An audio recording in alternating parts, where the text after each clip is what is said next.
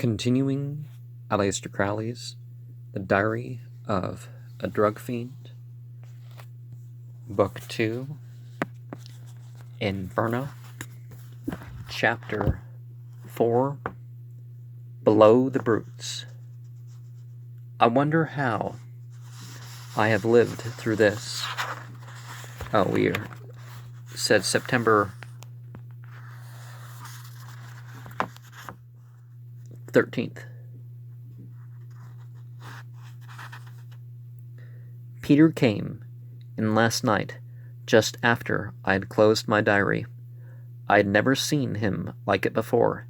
His eyes were half out of his head, bloodshot and furious. He must have been drinking like a madman. He was trembling with rage. He came straight up to me and hit me deliberately in the face.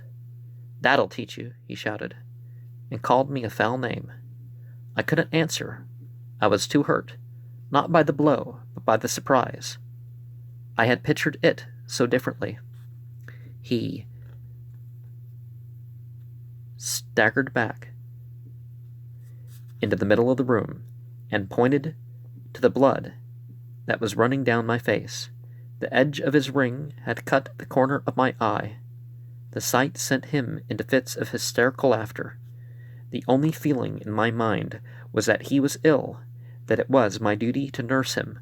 I tried to go to the door to get help. He thought I was escaping and flung me back, right across the room, onto the bed, howling with rage. "You can't get away with it at once," he said, "but that's enough. You'll wait here and see whether Mr. Bloody King Lammas will come to fetch you. Don't fret, I expect he will. He likes dirt, the filthy beast." I burst out crying. The contrast between the two men was too shocking, and I belonged to this screaming, swearing bully, with his insane jealousy and his senseless brutality. I would rather have swept out Basil's studio for the rest of my life than be Lady Pendragon. And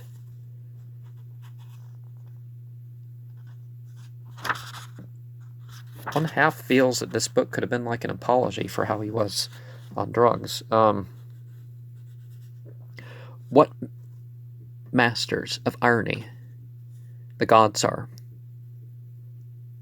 I had been swimming in a glowing flood of glory. I had been almost delirious to think I was the wife of a man in whose veins ran the blood of England's greatest king, of him whose glamour had gilded the centuries with romance. To think that I might hold such royal heirship under my heart. What radiant rapture! And one of the things that we find when the people that believe in these various gods and goddesses is their flaws don't they kind of come through with the people that worship them too? And maybe that's why they're chosen, is that the people. And Peter himself had shown himself worthy of his ancestry.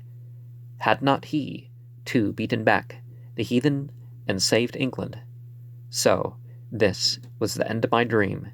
This brawling ruffian was my man. I sat stupefied while his incoherent insults battered my brain, but my indignation was not for myself. I deserved all I was getting. But what right had this foul-mouthed coward to take in his mouth the name of a man like King Lammas? My silence seemed to exasperate him more than if I had taken up the quarrel. He swayed and swore with blind ferocity. He didn't seem to know where I was. It was getting dark. He groped his way round the room looking for me, but he passed me twice before he found me. The third time he stumbled up against me, gripped me by the shoulder, and began to strike. I sat as if I were paralyzed. I could not even scream. Again and again he swore and struck me savagely, yet so weakly that I could not feel the blows. Besides, I was dulled to all possible pain. Presently he collapsed and rolled over on the bed.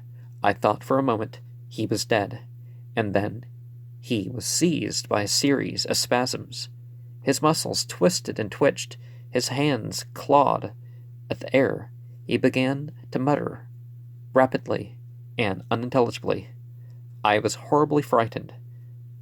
I got up and lit the gas. The poor boy's face was white as death, but small, dark crimson flashes burnt on the cheekbones. I sat at the table for some time and thought. I didn't dare send for a doctor. He might know what was the matter and take him away from me. Take him to one of those torture traps, and he'd never get out. I knew what he wanted, of course. A little heroin would bring him round all right. I told him I had some. I had to tell him several times before he understood. When he did, the mere thought helped to restore him.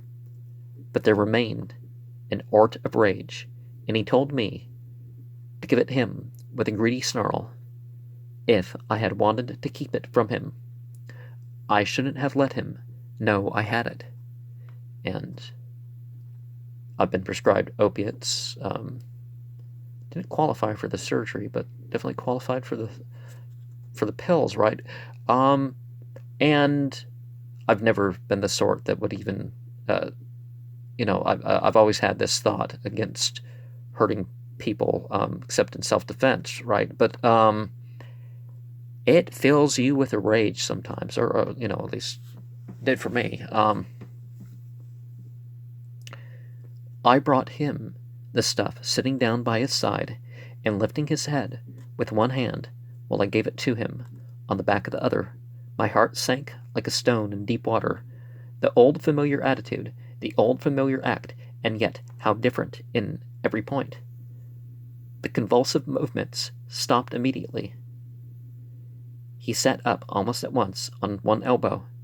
The only sign of distress was that he still breathed heavily. All his anger, too, had disappeared. He seemed tired like a convalescent, but as tractable as a child. He smiled faintly. I don't know if he had any conscience or memory of what had passed. He talked as if there had been no quarrel at all. The color came back to his face, the light to his eyes. One more go like that, Lou, he said, and I'll be all right. I wasn't at all sure what King Lammas would have said, but it was my own responsibility, and I couldn't refuse him. He went off to sleep very soon after. In the morning I found out what had happened to him.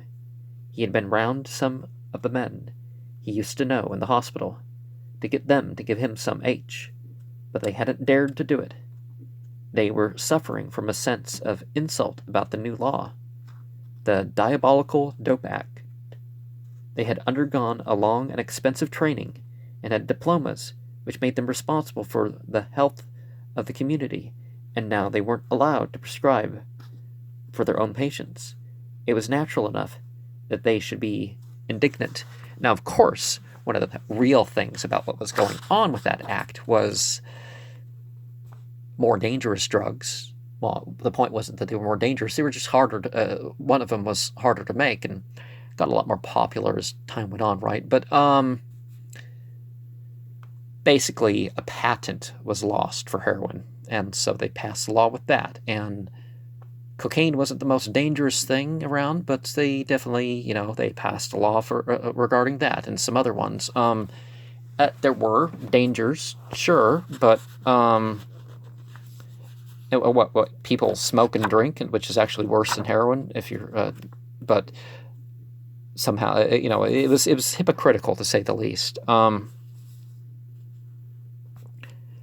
fourth man, to whom Peter had gone, told him the same story, but he had been very cordial. He thought he'd help things with standing Peter a dinner and filling him up with alcohol, with the idea that it would help him to support the lack of the other stimulant. It seems that I had to pay for the prescription. No, Lou, you're a naughty girl. You mustn't be bitter like that. It's your fault for getting born into a world where ignorance and folly are in constant competition for the premiership of the minds of the educated classes. The commonest plowman would have had more horse sense than that doctor. I gave Peter the tablet with plenty of water. When he began to get restless, it soothed him a great deal. I wished I had one for myself. I felt my irritability returning. But I didn't break out because I couldn't be long.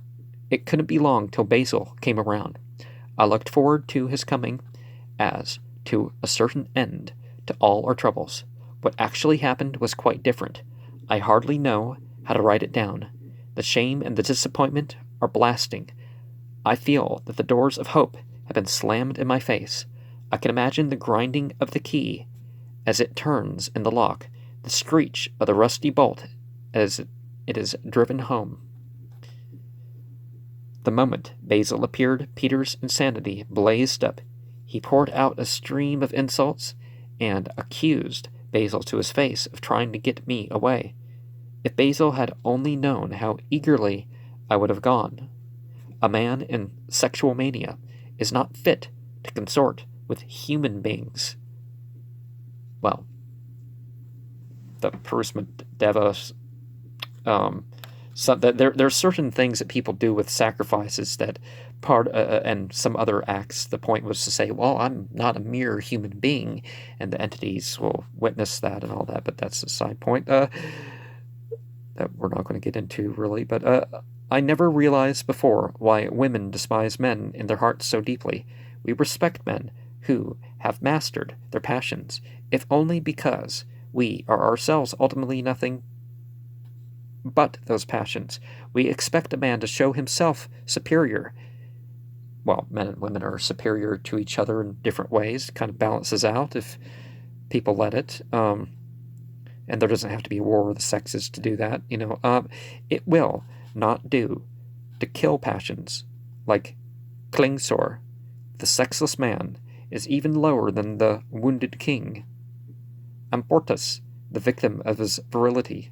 The true hero is Parsifal, who feels the temptations, a man of like passions with ourselves. The more acutely alive he is to love, the greater are his possibilities. But he must refuse to surrender to his passions. He must make them to serve him. Dianen, Dianen. Who would kill a horse because he was afraid to ride him? It is better to mount and dare the brute to bolt. After the man is thrown, we pick him up and nurse him, but we don't adore him. Most men are like that.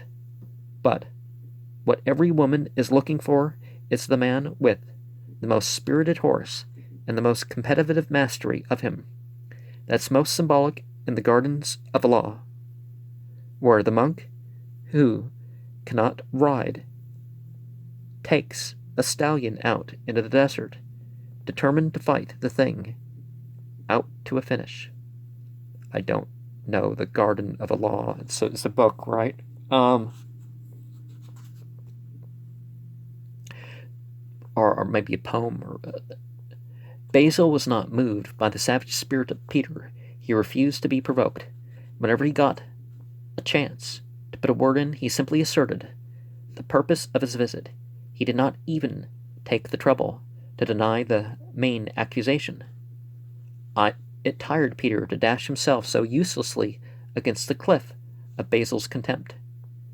I don't mean that it was contempt either, but his calm kindness was bound to be felt as contempt, because Peter couldn't help knowing how well he deserved disdain.